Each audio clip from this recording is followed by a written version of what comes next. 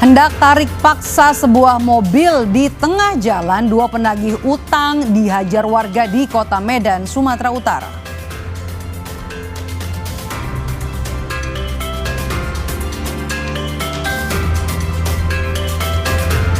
Dinas Kesehatan Jakarta mencatat kasus penderita infeksi saluran pernapasan akut atau ISPA mencapai hampir 2 juta orang.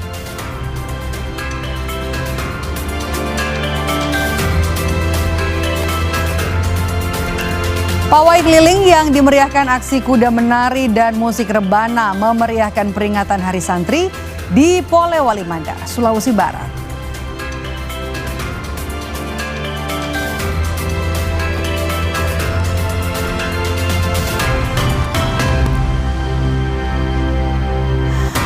Halo, apa kabar saudara? Selain 3 sorotan utama tadi, sejumlah informasi penting dari berbagai daerah di penjuru tanah air kami hadirkan untuk Anda selama 30 menit ke depan.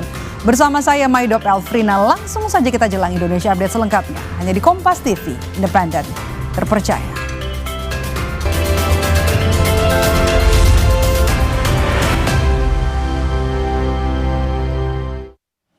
Informasi pertama saudara, hendak tarik paksa sebuah mobil di tengah jalan, dua penagih utang dihajar warga di Kota Medan, Sumatera Utara.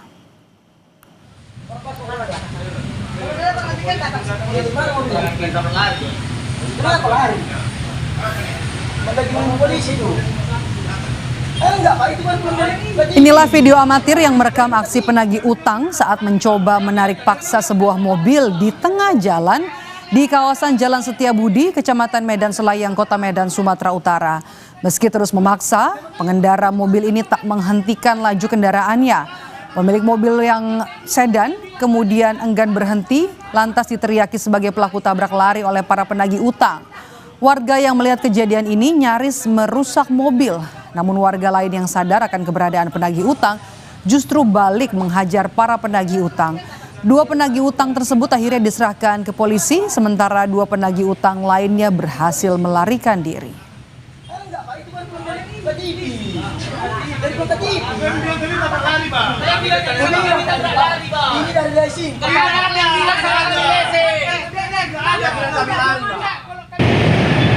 Ini maling, padahal bukan maling kan gitu.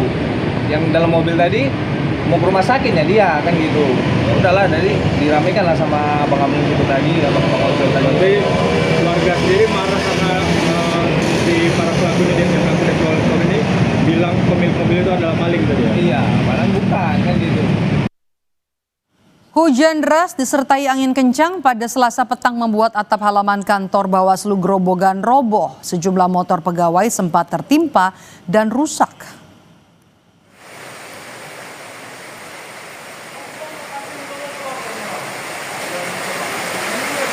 Tak kuat menahan curah hujan dan angin kencang, atap halaman kantor Bawaslu Grobogan, Jawa Tengah roboh. Sejumlah motor pegawai rusak tertimpa atap. Akibat kejadian ini, aktivitas keluar masuk kantor terganggu.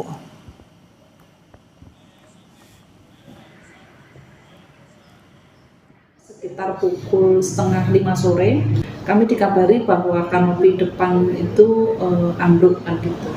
Nah, tapi memang posisinya kanopi itu kami buat dengan anggaran pemeliharaan itu untuk posisi parkiran.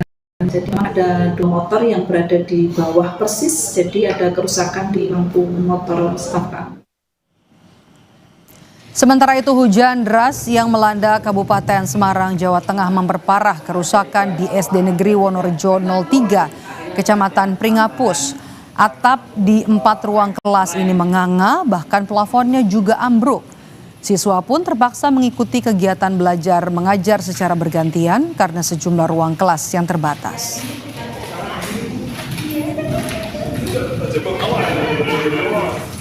Terus hujan deras ini juga berdampak ya, semakin bocor ya? Ya, ada hujan kemarin karena hujan, nah jatuh ya pada jatuh. Gendeng itu jatuh, tetapi jatuhnya kan malam. Nah setelah seperti itu dari pihak sekolah konsultasi ke akhirnya disarankan untuk dikosongkan ruang kelasnya. Nah cara menyikapinya maksudnya pagi dan agak siang, setelah kelas 1 kelas 2 pulang nanti kelas yang lain masuk. Sementara itu, BMKG Stasiun Meteorologi Ahmad Yani Semarang memprediksi secara umum awal musim hujan di Jawa Tengah terjadi pada Oktober 2025. Meski demikian, ada sejumlah wilayah yang masih dalam masa peralihan dan baru akan mengalami musim hujan pada awal November mendatang. Masyarakat perlu mewaspadai adanya potensi bencana hidrometeorologi seperti hujan es, angin puting beliung, dan juga sambaran petir. Nah, untuk prediksi awal musim hujannya di Jawa Tengah itu secara umum paling banyak di bulan Oktober, Mbak. Namun beberapa wilayah memang sudah ada yang mengalami musim hujan di bulan September ataupun Agustus. Tapi secara umum yang paling banyak itu di bulan Oktober dan sebagian kecil ada juga yang di bulan November. Tentu di masa peralihan ini potensi cuaca ekstrimnya itu juga perlu diwaspadai, seperti hujan lebat yang disertai angin kencang ataupun angin kencangnya sendiri tanpa disertai hujan lebat, kemudian potensi hujan es, potensi puting beliung, dan juga sambaran petir. Cuaca panas yang tak kunjung mereda mulai berdampak pada kesehatan masyarakat. Dinas Kesehatan Jakarta mencatat kasus penderita infeksi saluran pernapasan akut atau ISPA kini mencapai hampir 2 juta orang. Lonjakan terdeteksi sejak Juli lalu. Gangguan kesehatan seperti ISPA banyak terjadi seiring dengan cuaca panas yang terjadi dalam beberapa bulan terakhir. Dinas Kesehatan Jakarta mencatat hampir 2 juta orang terkena penyakit ISPA. Lonjakan terdeteksi sejak Juli 2025 lalu. Di RSUD Taman Sari, Jakarta Barat dari Agustus hingga Oktober tercatat ada sebanyak 220 pasien yang terkena ISPA. Masyarakat pun diimbau untuk cukup mengonsumsi air putih serta mengurangi aktivitas di luar rumah, terutama kaum rentan seperti anak-anak dan lansia. BMKG memprediksi cuaca panas terjadi hingga akhir Oktober hingga awal Oktober atau awal November mendatang.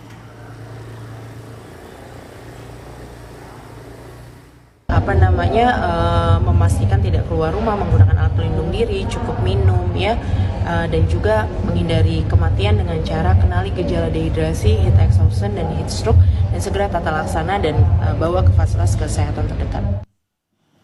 Sementara itu di Poliklinik Paru di RSD Mangusada Badung menerima lonjakan pasien dengan gangguan pernapasan dari vaskes pertama. Direktur RSD Mangusada bilang faktor cuaca menjadi penyebab utama masyarakat terkena ISPA. Sebelumnya sepanjang Januari hingga September 2025 terdapat 160 kasus ISPA yang dirawat inap dan per 22 Oktober jumlah ini meningkat menjadi 179 kasus. Penderita ISPA didominasi oleh usia produktif karena keseharian mereka beraktivitas di luar rumah dan disusul lansia serta anak-anak. Pengaruh iklim ya yang begitu ekstrim ya, seperti kita lihat di media massa dan kenyataannya ya, bahwa sekarang memang kasus infeksi saluran pernapasan atas dan bawah memang meningkat ya. Dari data terakhir 10 penyakit terbanyak yaitu ada namanya pneumonia unspesifik, itu jumlahnya sekitar 109 ya. Kalau rawat inapnya kemarin 45 dari 160 kasus yang dirawat inap ya. Kemudian kalau rawat jalannya 179 total ya, dari penyakit yang terbanyak yang kita temukan kemarin ya. Sementara itu saudara, di sisi lain cuaca panas ekstrim di kota Surabaya justru membawa berkah bagi penjual minuman dingin. Omset mereka meningkat 25% dibanding hari biasanya dan dalam satu hari penjual minuman dingin meraup omset hingga 20 juta rupiah. Hampir sepekan cuaca panas ekstrim melanda sejumlah daerah di Indonesia termasuk kota Surabaya. Meski dikeluhkan warga, cuaca panas justru jadi berkah bagi penjual minuman dingin di Surabaya. Penjual es teh berbagai varian di Kalidami Gubeng, Surabaya mengungkap omsetnya meningkat sepekan terakhir. Sebelumnya minuman dingin terjual 6.000 gelas, namun saat cuaca panas seperti saat ini bisa terjual hampir 8.000 gelas per harinya. Sementara untuk kebutuhan es batu kristal dalam sehari bisa menghabiskan 420 kantong kemasan 5 kg. Tak heran penjual bisa meraup omset hingga 20 juta setiap harinya. Lumayan untuk penjualan mulai musim panas ini, seminggu ini bisa 7.000 cup lebih, jadi omsetnya bisa 20 juta lebih. Kalau yang hari-hari biasa paling 18 juta satu hari, satu malam, mulai pagi sampai malam. Cuaca panas ekstrim tentu membuat warga haus dan membeli minuman dingin untuk menyegarkan badan. Panas ya cuacanya ya, sehingga inginnya beli es gitu ya. Apa bikin seger apa nggak bikin haus tambahan Bu? Seger ya. Iya, seger. Panas kayak gini ya. Panas ya. Panas. Bikin gerah juga Bu ya. Terus pengaliannya dengan beli es ini Bu ya. Iya. Diketahui sepekan terakhir cuaca panas ekstrim melanda wilayah Indonesia. Di Surabaya, Jawa Timur bahkan suhunya bisa mencapai 30 hingga 31 derajat Celcius. Warga pun diimbau mengurangi kegiatan di luar ruangan, memakai tabir surya, dan tetap menjaga kesehatan. Mahendra Triginanjar, Kompas TV, Surabaya, Jawa Timur.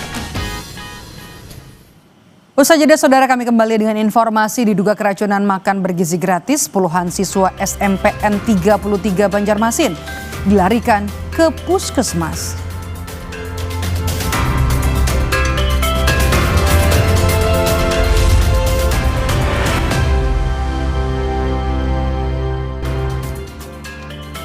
Kembali bersama saya Maidop Elfrina di Indonesia Update, saudara. Diduga keracunan MBG, puluhan siswa SMPN 33 Banjarmasin dilarikan ke puskesmas. Keracunan diduga dari sayuran paket MBG yang sudah berbau tidak sedap. Sekitar 40 siswa dilarikan ke puskesmas Basirih Baru, Banjarmasin usai mengalami gejala keracunan. Diduga keracunan akibat mengonsumsi paket MBG yang dibagikan di hari sebelumnya. Beberapa siswa telah dipulangkan kembali ke sekolah usai mendapat obat dari puskesmas dan tidak ada siswa yang dibawa ke rumah sakit. Dinas Kesehatan Kota Banjarmasin mengambil sampel makanan untuk dilakukan uji laboratorium. Ini Bu, lawan ini. Jaringan ada tumpah. Nah, kita kan tidak tahu ya kondisi anak seperti apa paginya, karena penyaluran makanan MBG kan belum disalurkan pada hari ini sebenarnya kan pada anak-anak ya. Nah ini kalau kemarin memang anak-anak disalurkan dari 3.000 sekian MBG, 3.500 ya dari beberapa sekolah. Memang SMP Negeri 33 hari ini ada beberapa yang merasakan mual dan muntah ya, karena tapi itu kemarin ya, kemarin.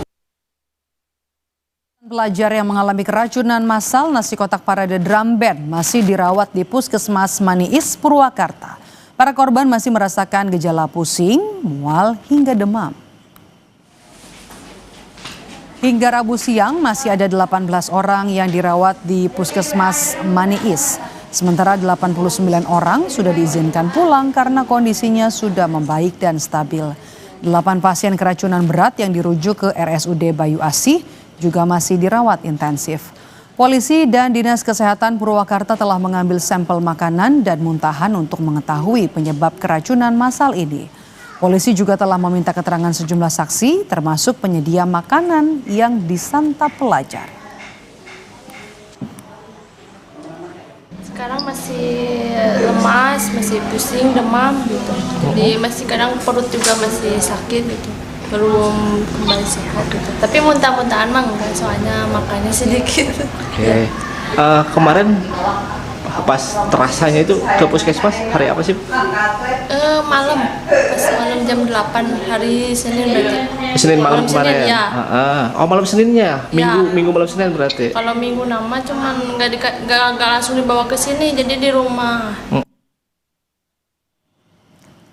Sebelumnya pada hari Minggu, ratusan peserta lomba parade drum band Gebiar Merah Putih di alun-alun Purwakarta mengalami keracunan massal usai mengonsumsi nasi kotak yang dibagikan.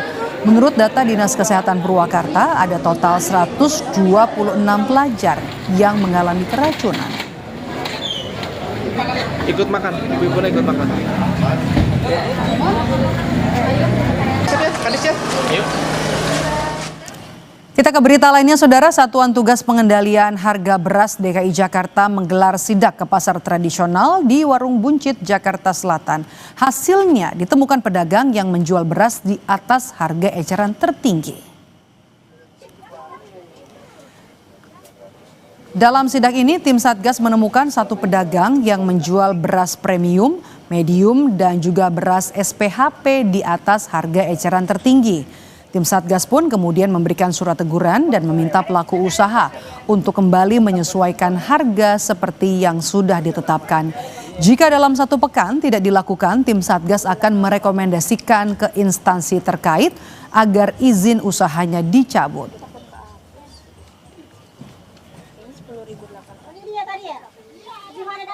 Bagi para pelaku usaha yang ditemukan melakukan penjualan beras di atas HET, itu nanti dari PPNS Dinas Perdagangan Provinsi DKI Jakarta akan memberikan surat teguran, ya, surat teguran yang ditujukan kepada pelaku usaha untuk memberikan ruang waktu maksimal 7 hari atau 1 minggu untuk menyesuaikan dengan harga eceran tertinggi yang telah ditetapkan oleh pemerintah. Nah, diberikan waktu 7 hari. Informasi selanjutnya datang dari Presiden Prabowo Subianto yang menerima Presiden Afrika Selatan Cyril Ramaphosa di Istana Kepresidenan Jakarta Rabu pagi. Pertemuan untuk memperkuat hubungan diplomatik kedua negara yang terjalin sejak 1994.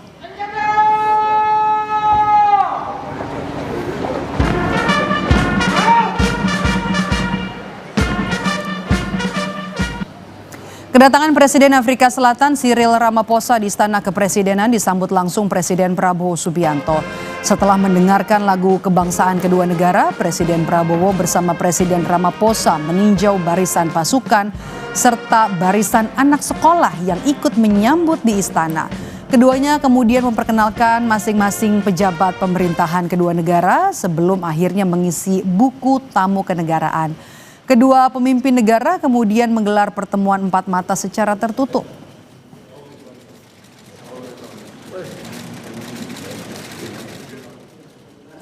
Presiden Prabowo dan Presiden Ramaphosa beserta kedua delegasi kemudian menggelar pertemuan bilateral. Pertemuan ini fokus pada perluasan kerjasama di berbagai bidang, khususnya ekonomi. Sejak terbina 30 tahun lalu, hubungan bilateral Indonesia-Afrika Selatan telah membangun sejumlah komitmen kerjasama seperti pendidikan dan perdagangan. We joined BRICS and we had a good discussion today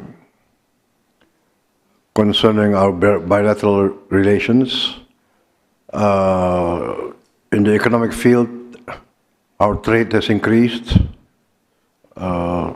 significantly in the past 5 years, but of course we would like to continue and increase the trade on a more balanced situation. Memperingati Hari Santri Nasional 2025, santri dari sejumlah pesantren di Kecamatan Wonomulyo, Polewali Mandar, Sulawesi Barat mengikuti pawai keliling.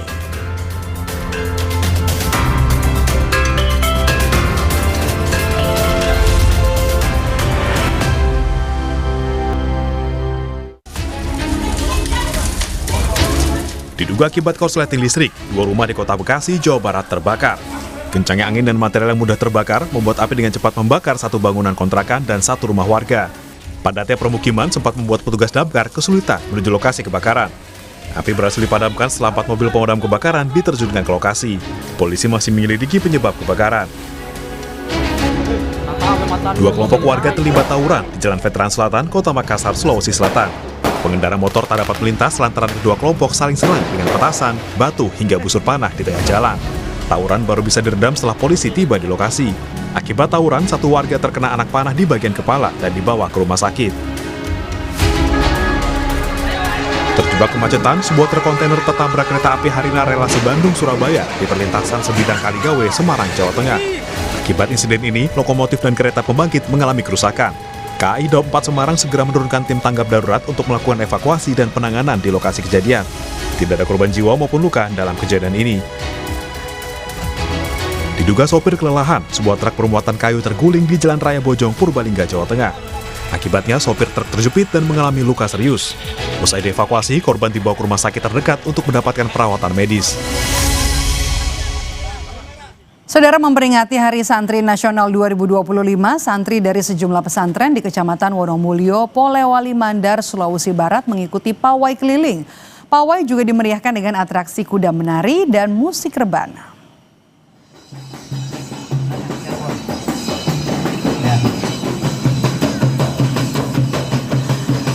Santri dari sejumlah pondok pesantren di wilayah Kecamatan Wonomulyo, Polewali Mandar, Sulawesi Barat antusias memenuhi alun-alun kota Wonomulyo. Mereka mengikuti upacara pengibaran bendera merah putih serta pawai keliling kota.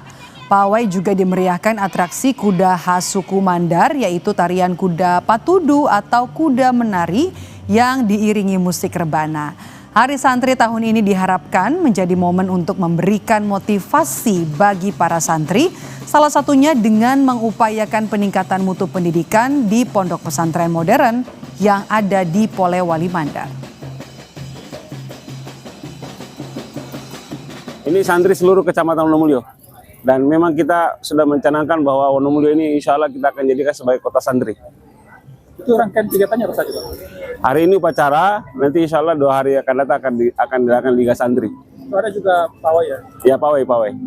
Nah, ada kemudian ada beberapa santri yang sudah tamat hafalan Qur'annya, itu yang juga akan dirayakan hari ini dengan saya patudu. Kami tutup Indonesia Update hari ini. Terima kasih sudah menonton. Saya Maidop Elfrina. Sampai jumpa.